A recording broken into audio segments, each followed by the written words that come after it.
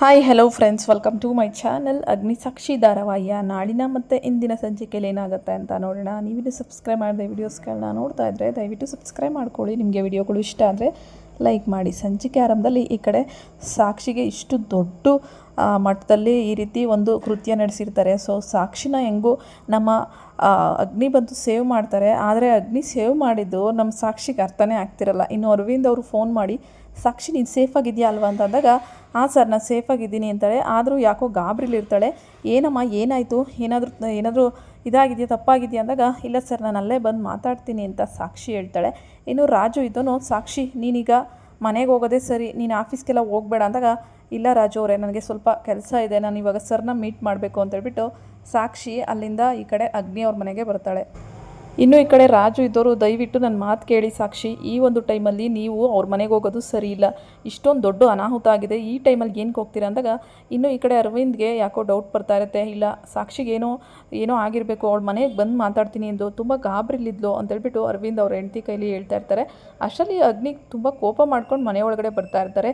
ಇನ್ನು ಗೋಪಿ ಇದ್ದವನು, ಅಯ್ಯೋ ದೇವ್ರೆ ಏನಾಯಿತು ನಮ್ಮ ಸರ್ಗೆ, ಅಗ್ನಿ ಸರ್ ಏನಾಯಿತು ಅಂತೇಳ್ಬಿಟ್ಟು ಅವ್ರ ಭಾಷೆಯಲ್ಲಿ ಕೇಳ್ತಿರ್ತಾನೆ. ಗೋಪಿ ಸುಮ್ಮನೆ ಇರು ಅಂದಾಗ, ಏನಾಯಿತು, ಕೈಯಲ್ಲಿ ಕಡಗ ಇಲ್ಲ, ಏನೂ ಇಲ್ಲ, ಏನೋ ದೊಡ್ಡ ಮಟ್ಟದ ಎಡವಟ್ಟಾಗಿರಂಗಿದೆ, ಇವತ್ತು ಯಾರಿಗೋ ಚಳಿ ಬಿಡಿಸೋದಂತೂ ಪಕ್ಕ ಅಂತೇಳ್ಬಿಟ್ಟು ಗೋಪಿ ಪಡ್ಕೊತಾ ಇರ್ತಾನೆ. ಗೋಪಿ ಸುಮ್ಮನೆ ತಲೆ ತಿನ್ನಬೇಡ, ನಿನಗೆ ಒಂದು ಸತಿ ವಾರ್ನಿಂಗ್ ಕೊಡೋದು, ನನ್ನ ಕೋಪನ ನಿನ್ನ ಮೇಲೆ ಹಾಕಿಸ್ಕೋಬೇಡ, ಸುಮ್ಮನೆ ಇರು, ಇವತ್ತು ಸರಿಯಾಗಿ ಬುದ್ಧಿ ಕಲಿಸ್ಬೇಕು ನಾನು ಅಂತೇಳ್ಬಿಟ್ಟು ಅಗ್ನಿ ಒಳಗಡೆ ಬರ್ತಾರೆ. ಇನ್ನು ಅಗ್ನಿ ಕೋಪ ನೋಡಿ, ಅಪ್ಪ ದೇವ್ರೆ ಇವತ್ತು ಯಾರಿಗೆ ಗ್ರಾಚಾರ ಕಾತಿದೆಯೋ ಗೊತ್ತಿಲ್ಲ ಅಂತೇಳ್ಬಿಟ್ಟು ಹೇಳ್ತಾ ಇರ್ತಾರೆ.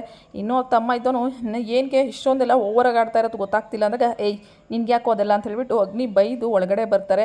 ಇನ್ನು ಈ ಕಡೆ ಈ ಅಮ್ಮ ಮಗಳು ಎಲ್ಲನೂ ಸಹ ಮಗ ಎಲ್ಲ ಕೂತಿರ್ತಾರೆ. ಅಲ್ಲಿಗೆ ಬಂದು ಅಗ್ನಿ, ನೀನೇ ತಾನೇ ಸಾಕ್ಷಿಗೆ ಈ ರೀತಿ ಹೇಳಿರೋದು, ಏನ್ಕೋ 10 ಗಂಟೆಗೆ ಹೋಗು ಅಂತ ಹೇಳಿದೆ, ನನ್ನ 10ವರೆಗೆ ಹೋಗು ಅಂತ ದಿಕ್ ತಪ್ಪಿಸ್ತೀಯ, ನಿನ್ನಿಂದ ಇವತ್ತು ದೊಡ್ಡ ಅನಾಹುತ ಆಗಿಬಿಟ್ಟಿದೆ, ಆ ಸಾಕ್ಷಿ ಮೇಲೆ ದ್ವೇಷ ಸಾಧಿಸ್ತೀಯ, ಹೆಣ್ಣು ಹುಡುಗಿ ಅವಳು ಎಷ್ಟು ಕಷ್ಟ ಆಗಿರಬೇಕು, ನಾನು ಹೋಗೋದು 1 ನಿಮಿಷ ಏನಾದರೂ ಲೇಟ್ ಆಗಿದ್ರು ಅವಳಿಗೆ ದೊಡ್ಡ ಮಟ್ಟದ ಅಪಾಯ ಆಗ್ತಿತ್ತು ಕಣೋ, ಅಷ್ಟೊಂದು ರೌಡಿಗಳು ಗುಡ್ಡಗಳನ್ನೆಲ್ಲ ಕಳಿಸಿದ್ಯಲ್ಲ, ಏನಕ್ಕೆ ಕಳಿಸ್ದೆ, ಏನಕ್ಕೆ ಈ ಥರ 10ವರೆಗೆ ಹೋಗು ಅಂತ ನನಗೆ ಹೇಳಿದೆ ಅಂತೇಳ್ಬಿಟ್ಟು ಅಗ್ನಿ ಅವ್ರ ತಮ್ಮಂಗೆ ಈ ಥರ ಫುಲ್ಲು ಕೋಪದಲ್ಲಿ ಮಾತಾಡ್ತಿರ್ತಾನೆ. ಇನ್ನೂ ಅವರಮ್ಮ ಬಂದ್ಬಿಟ್ಟು, ಬಿಡು ಅಗ್ನಿ ಬಿಡು, ಏನು ಮಾಡ್ತಿದ್ಯಾ, ಏನಕ್ಕೋಸ್ಕರ ಹಿಂಗೆಲ್ಲ ಮಾಡ್ತಾ ಇದೆಯಾ ಅಂದಾಗ, ಗೊತ್ತಿಲ್ಲ ನಿಮಗೆ ಇವನು ಎಷ್ಟು ದೊಡ್ಡದು ಕೆಟ್ಟ ಕೆಲಸ ಮಾಡಿದ್ದಾನೆ ಗೊತ್ತಾ, ಒಂದು ಹುಡುಗಿ ಜೀವನನೇ ಇವತ್ತು ಹಾಳಾಗೋಗ್ಬಿಡ್ತಿತ್ತು ಅಂತೇಳ್ಬಿಟ್ಟು ಫುಲ್ಲು ಕುತ್ತಿಗೆನ ಹಾಕಿ ಸಿಗ್ತಾ ಇರ್ತಾರೆ. ಬಿಡು ಆಮೇಲೆ ಮಾತಾಡೋಣ, ಅವ್ನು ಸತ್ತೋಗ್ತಾನೆ ಬಿಡು ಅಂತೇಳ್ಬಿಟ್ಟು ಬಿಡಿಸ್ತಾರೆ.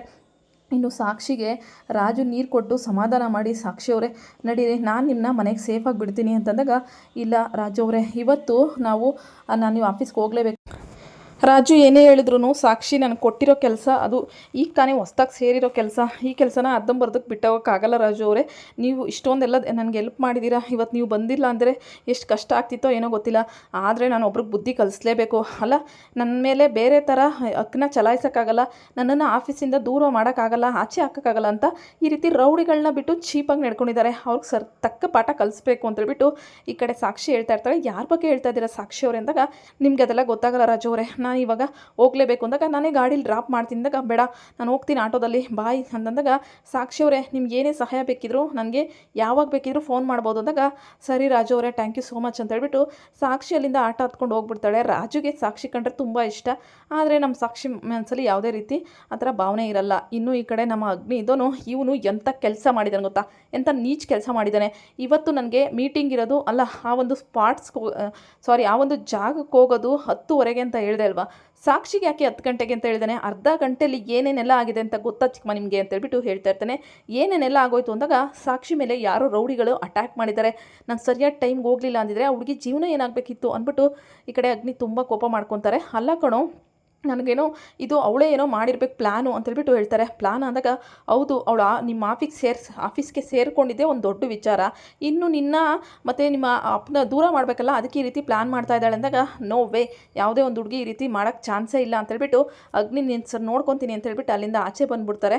ಅವಳನ್ನ ವಿಚಾರಿಸಿ ಆಮೇಲೆ ಐತೆ ನಿನಗೆ ಅಂತೇಳ್ಬಿಟ್ಟು ಅವ್ರ ತಮ್ಮಂಗೆ ಬೈದು, ಇನ್ನು ಸಾಕ್ಷಿ ಮನೆಗೆ ಬಂದಮೇಲೆ ಈ ಕಡೆ ಅರವಿಂದ್ ಅವರು, ಸಾಕ್ಷಿ ಏನಮ್ಮ ಚೆನ್ನಾಗಿ ಹುಷಾರಾಗಿದೆಯಾ ತಾನೇ ಅಂತಂದಾಗ, ಆ ಸರ್ ಅಂದಾಗ, ಇನ್ನು ತಂಗಿ ಇದ್ದವಳು, ಏನಿದು ಕೂದಲೆಲ್ಲ ಈ ಥರ ಆಗಿದೆ, ಏನಾದರೂ ತೊಂದರೆ ಆಗೋಯ್ತಾ ಅಂತೇಳ್ಬಿಟ್ಟು ಕೇಳಿದಾಗ, ಅಯ್ಯೋ ಅದು ನನಗೆ ಸರ್ ಹತ್ರ ಮಾತಾಡಬೇಕು ಅಂತೇಳ್ಬಿಟ್ಟು ಸಾಕ್ಷಿ ಅರವಿಂದ್ ಸರ್ನ ಹುಡುಕ್ತಾ ಇರ್ತಾಳೆ. ಇನ್ನು ಕೊನೆ ವಾರ್ನಿಂಗ್ ಕೊಡ್ತಾ ಇದ್ದೀನಿ ನಿಮಗೆ, ಇನ್ನೊಂದು ಸತಿ ಈ ಥರ ಹುಡುಗಿರ ವಿಚಾರದಲ್ಲಿ ಯಾವುದೇ ರೀತಿ ನಡ್ಕೊಬಾರ್ದು ನೀನು ಅಂತೇಳ್ಬಿಟ್ಟು, ಮತ್ತು ಇನ್ನೊಂದು 24 ಗಂಟೆಯಲ್ಲಿ ನಾನು ಯಾರು ಈ ಕೆಲಸ ಮಾಡಿದ್ದು ಅನ್ನೋದನ್ನ ಕಂಡುಹಿಡಿತೀನಿ, ಆಮೇಲೆ ಇದೆ ನಿನಗೆ ಮಾರಿ ಹಬ್ಬ ಅಂತೇಳ್ಬಿಟ್ಟು ಅವ್ರಿಗೆ ಸರಿಯಾದ ಚಾಲೆಂಜ್ನ ಹಾಕ್ತಾರೆ. ಇನ್ನು ಇನ್ನೆಲ್ಲೋ ಅಗ್ನಿ ಕೈಲಿ ಸಿಗಾಕ್ಕೊಬಿಡ್ತೀನೋ ಅಂತೇಳ್ಬಿಟ್ಟು ಅಪ್ಪ ಪ್ರಾಣ ಉಳಿತು ನಂದು ಅಂತೇಳ್ಬಿಟ್ಟು ಜೋರಾಗಿ ಉಸಿರಾಡ್ತಾ ಇರ್ತಾನೆ.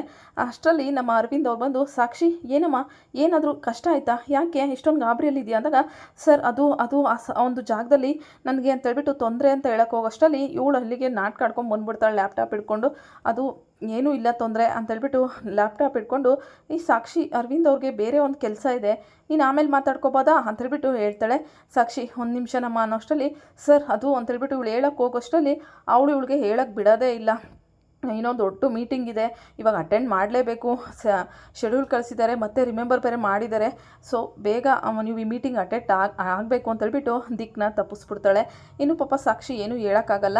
ಇನ್ನು ಹೋಗಮ್ಮ ಇವ್ರ ಜೊತೆ ಹೋಗಿ ಫ್ರೆಶ್ ಅಪ್ ಆಗೋ ರೂಮ್ಗೆ ಅಂತೇಳ್ಬಿಟ್ಟು ಅರವಿಂದ್ ಕಳಿಸ್ತಾರೆ. ಒಂದೇ ಒಂದು ಮೀಟಿಂಗ್ ಇದೆ, ಮುಗಿಸ್ಕೊಂಬರ್ತೀನಿ, ಆಮೇಲೆ ಮಾತಾಡೋಣ ಅಂತೇಳ್ಬಿಟ್ಟು, ಸರಿ ಸರ್ ಆಯ್ತು ಅಂತೇಳ್ಬಿಟ್ಟು ಸಾಕ್ಷಿನೂ ಒಪ್ಕೋತಾಳೆ. ಇನ್ನು ಗೋಪಿ ಇದ್ದೋನು, ಅಲ್ಲ ಸರ್ ಯಾರಿಗೆ ಸರ್ ಇಷ್ಟೊಂದೆಲ್ಲ ವಾಂಚ್ಬಿಟ್ಟು ಬಂದಿದ್ದೀರಲ್ಲ, ಆದ್ರೂ ಇಂಥ ಕಟ್ಟುಮಸ್ಟ್ ಬಾಡಿ ನೋಡಿ ಅದು ಯಾವ ಹುಡುಗಿ ಯಾವಾಗ ಬೀಳ್ತಾಳೋ ನಂಗೊಂದು ಗೊತ್ತಿಲ್ಲ. ಆದರೂ ಸರ್ ನಿಮ್ಮ ಹಳೆ ಪಾರ್ವಾಳ ನಿಮ್ಮನ್ನು ಬಿಟ್ಟು ಓಡೋಗ್ಬಿಡ್ತು, ಈಗ ಯಾವುದಾದ್ರೂ ಹೊಸ ಅಕ್ಕಿ ಏನಾದರೂ ಬಿದ್ದಿದೆಯಾ ಅಂತ ಡೌಟ್ ನನಗೆ ಅಂತೇಳ್ಬಿಟ್ಟು ಈ ಗೋಪಿ ತಲೆ ತಿಂತಾ ಇರ್ತಾನೆ. ಗೋಪಿ ಸುಮ್ಮನೆ ನನಗೆ ಮೈ ಕೈ ನೋವಾಗಿದೆ, ಒಂದು ಸ್ವಲ್ಪ ಮಸಾಜ್ ಮಾಡು ಅಂದರೆ ಏನೋ ಇಷ್ಟೊಂದು ತಲೆ ತಿಂತೀಯ ನೀನು ಅಂದಾಗ, ಹಂಗಲ್ಲ ಸರ, ನೀವು ಇವತ್ತು ನನಗೆ ಸತ್ಯ ಹೇಳಲೇಬೇಕು, ಅದು ಯಾವ್ದನ್ನ ಕಾಪಾಡಕ್ಕೆ ಹೋಗಿದ್ರಾ, ಅದು ಯಾವ ಹುಡುಗಿನ ಕಾಪಾಡಿದ್ರಾ ಅಂತೇಳ್ಬಿಟ್ಟು ಏನೇನೋ ಕೇಳ್ತಾ ಇರ್ತಾರೆ. ಆದರೆ ಸಾಕ್ಷಿನ ಇವ್ರಿಬ್ರಿಗೂ ಜೋಡಿ ಮಾಡಲಿಕ್ಕೆ ಅಂತ ಗೋಪಿ, ಆದರೆ ನಮ್ಮ ಅಗ್ನಿ ಫುಲ್ ಕುದೀತಾ ಇರ್ತಾರೆ. ಸೊ ಏನೂ ಮಾತಾಡೋಕ್ಕಲ್ಲ. ಇನ್ನು ಸಾಕ್ಷಿ ರೂಮಿಗೆ ಬಂದಮೇಲೆ ಇವಳು, ಬಾ ಫ್ರೆಶ್ ಅಪ್ ಆಗಿ ಬಾ, ಯಾಕೆ ಇಷ್ಟೊಂದು ಗಾಬರಿ ಆಗಿದೆಯಾ ಅಂತೇಳ್ಬಿಟ್ಟು ಕೇಳಿದಾಗ, ಆ ಥರ ಎಲ್ಲ ಏನೂ ಇಲ್ಲ ಅಂತೇಳ್ಬಿಟ್ಟು ಹೇಳ್ತಾ ಇರ್ತಾರೆ. ಇನ್ನು ಅಷ್ಟರಲ್ಲಿ ಇವಳು ತಂಗಿಗೆ ಒಂದು ಫೋನ್ ಕಾಲ್ ಬರುತ್ತೆ, ಯುವ ಅಂತ. ಅವು ಯಾರದು ಅಂದಾಗ, ಇವನು ನಾನು ಪ್ರೀತಿ ಮಾಡ್ತಿರೋ ಹುಡುಗ, ನಿಮ್ಮ ಮನೆಯವ್ರಿಗೆಲ್ಲ ಗೊತ್ತಾ ಅಂತ ಸಾಕ್ಷಿ ಕೇಳಿದಾಗ, ಎಲ್ಲರಿಗೂ ಗೊತ್ತು, ಅವ್ರ ಪರ್ಮಿಷನ್ ಕೇಳೇ ನಾನು ಮಾತಾಡ್ತಿರೋದು ಅಂತೇಳ್ಬಿಟ್ಟು ಹೇಳ್ತಾಳೆ. ಸರಿ ಆಗಿದ್ರೆ ಆಯಿತು ಅಂತ ಹೇಳೋಷ್ಟರಲ್ಲಿ ಸಾಕ್ಷಿಗೆ ಫೋನ್ ಬರುತ್ತೆ ರಾಜುವಿಂದ. ಹಾಂ ಸಾಕ್ಷಿಯವರೇ ಹುಷಾರಾಗಿ ಹೋದ್ರಾ ಅಂತ, ನಾನು ಹೋಗಿ ತಲುಪಿದ್ದೀನಿ, ಥ್ಯಾಂಕ್ ಯು ಸೋ ಮಚ್, ಮತ್ತೆ ಸಿಗ್ತೀನಿ ಅಂತ ಫೋನ್ ಕಟ್ ಮಾಡಿಬಿಡ್ತಾಳೆ. ಯಾರು ನಿಮ್ಮ ಬಾಯ್ ಫ್ರೆಂಡ್ ಅಂದಾಗ, ನೋ ನನಗೆ ಯಾವ ಬಾಯ್ ಫ್ರೆಂಡು ಎಲ್ಲ ಇಲ್ಲಪ್ಪ ಅಂತೇಳ್ಬಿಟ್ಟು ಸಾಕ್ಷಿ ಹೇಳ್ತಾಳೆ. ಇವಳು ಸರಿ ಇವಾಗ ಟವಲ್ ತಗೊಂಡು ನೀವು ವಾಶ್ರೂಮ್ಗೆ ಹೋಗಿ ಬನ್ನಿ ಅಂತೇಳ್ಬಿಟ್ಟು ಕಳಿಸ್ತಾಳೆ. ಇನ್ನು ನಮ್ಮ ಅಗ್ನಿ ಎಣ್ಣೆ ಮಸಾಜ್ ಹಾಕಾದ್ಮೇಲೆ ಸಾಕ್ಷಿ ಎಲ್ಲಿ ನಿಮ್ಮ ಅಣ್ಣನ ಹತ್ರ ಮಾತಾಡಬೇಕು ಅಂತೇಳ್ಬಿಟ್ಟು ರೂಮ್ ಹತ್ರ ಬರ್ತಾಳೆ. ಅಗ್ನಿ ರೂಮ್ ಎಲ್ಲಿದೆ ಅಂತೇಳಿ, ಅಗ್ನಿ ಸರ್ ಅಂತೇಳಿ ಬರೋಷ್ಟರಲ್ಲಿ ಬಟ್ಲಲ್ಲಿ ಎಣ್ಣೆ ಇಟ್ಟಿರ್ತಾನೆ, ಗೋಪಿ ನೋಡಿರಲ್ಲ, ಅದನ್ನು ನಮ್ಮ ಸಾಕ್ಷಿ ತುಳಿದು ಈ ಕಡೆ ನಮ್ಮ ಅಗ್ನಿಯವರ ಬಟ್ಟೆನ ಇಟ್ಕೊಂಡ್ಬಿಡ್ತಾಳೆ, ಬನೀನ.